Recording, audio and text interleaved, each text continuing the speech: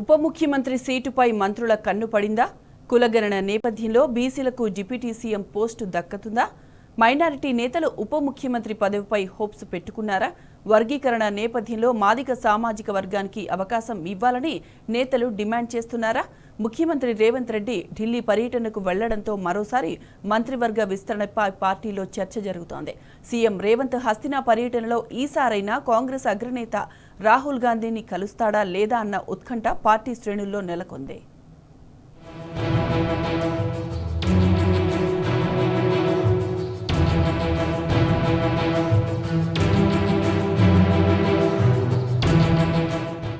ముఖ్యమంత్రి రేవంత్ రెడ్డి హస్తిన బాట పట్టడంతో మరోసారి మంత్రివర్గ విస్తరణపై ఊహాగానాలు ఊపందుకున్నాయి. రాష్ట్రంలో 6 మంత్రి పదవులు ఖాళీగా ఉండగా మంత్రివర్గ విస్తరణ వివిధ కారణాలతో వాయిదా పడుతూ వస్తోంది. లోకల్ బాడీ ఎన్నికలకు ముందు కేబినెట్ విస్తరణ ఉంటుందన్న చర్చ పార్టీలో సాగుతోంది. బీసీ కులగణన, ఎస్సీ వర్గీకరణ చేసిన నేపథ్యంలో ఆ వర్గాలను మరింత దగ్గర చేసుకోవాలనే భావనలో ఉందట కాంగ్రెస్ అధిష్టానం. ఆయా వర్గాల నుంచి ఒకరికి ఉప ముఖ్యమంత్రిగా అవకాశం ఇవ్వాలన్న చర్చ పార్టీలో సాగుతోందట. అయితే మైనారిటీ వర్గాలకు సైతం ఉప ముఖ్యమంత్రిగా అవకాశం ఇవ్వాలన్న డిమాండ్ చేస్తున్నారు ఆ వర్గం నేతలు.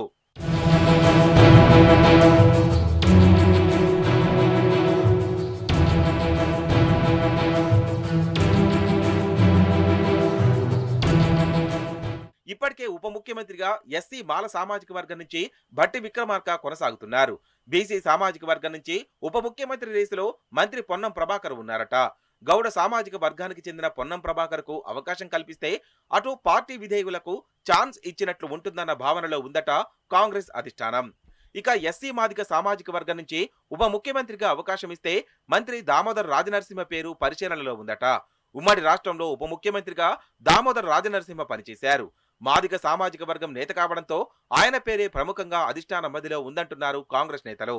ఇక మైనారిటీ వర్గానికి కూడా డిప్యూటీ సీఎంగా అవకాశం ఇవ్వాలన్న డిమాండ్ తెరపైకి వచ్చింది.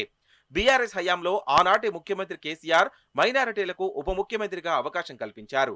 మంత్రివర్గంలోనూ మైనారిటీలకు ప్రాధాన్యతనిచ్చారు.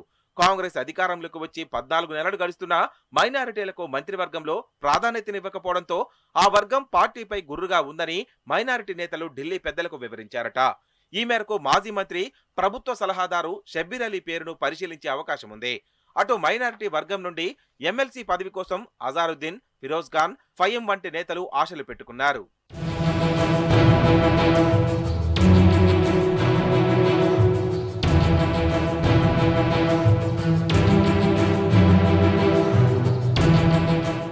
ఓవైపు కులగణన, మరోవైపు ఎస్సీ వర్గీకరణ అంశాలపై కాంగ్రెస్ అధిష్టానం అసంతృప్తి వ్యక్తం చేయడంతో ప్రభుత్వం ఇప్పటికే దిద్దుబాటు చర్యలు చేపట్టింది.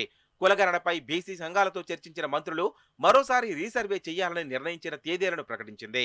అటు వర్గీకరణపై ఎస్సీలు అసంతృప్తితో ఉండడంతో మాదిగ సామాజిక వర్గానికి చెందిన ఎంఆర్పీఎస్ అధినేత మందకృష్ణ మాదిగతో ముఖ్యమంత్రి సమావేశమై ఆ వర్గం నేతల అభ్యంతరాలను స్వీకరించారు. ఈ 2 అంశాలు కొలిక్కి వస్తే కాంగ్రెస్ హైకమాండ్ పెద్దల కోపం కొంతైనా చల్లారుతుందన్న భావనలో ఉన్నారట రేవంత్ రెడ్డి.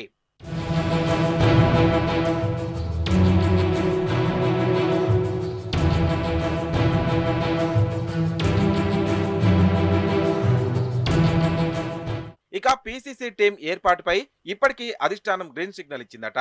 4 పీసీసీ వర్కింగ్ ప్రెసిడెంట్లను నియమించాలని అధిష్టానం భావిస్తోందట. అందుకు అనుగుణంగానే ఇటీవల ఢిల్లీ వెళ్లిన ముఖ్యమంత్రి రేవంత్ రెడ్డి టీం 4 వర్కింగ్ ప్రెసిడెంట్లకు గాను ఆయా వర్గాల నుంచి 3 పేర్లను అధిష్టానానికి సిఫార్సు చేశారట.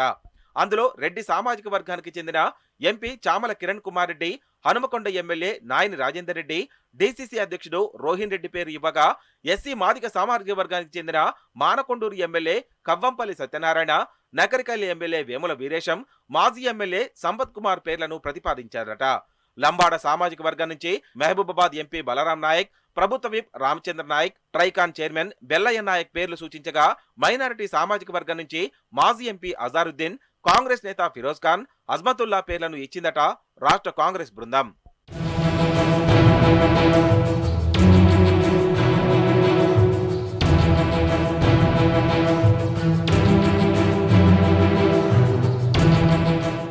రేవంత్ రెడ్డిని రాహుల్ గాంధీ ఆగస్టు 24న కలిశారు. అప్పటి నుండి ఇప్పటి వరకు ఆయనకు ప్రత్యేకంగా అపాయింట్మెంట్ ఇచ్చిన దాఖలాలు లేవు. తాజాగా ఢిల్లీ వెళ్లిన ముఖ్యమంత్రి రేవంత్ రెడ్డికి కాంగ్రెస్ అగ్రనేత రాహుల్ గాంధీ దర్శనం లభిస్తుందా లేదా అన్న ఆసక్తితో ఎదురు చూస్తున్నారు హస్తం క్యాడర్.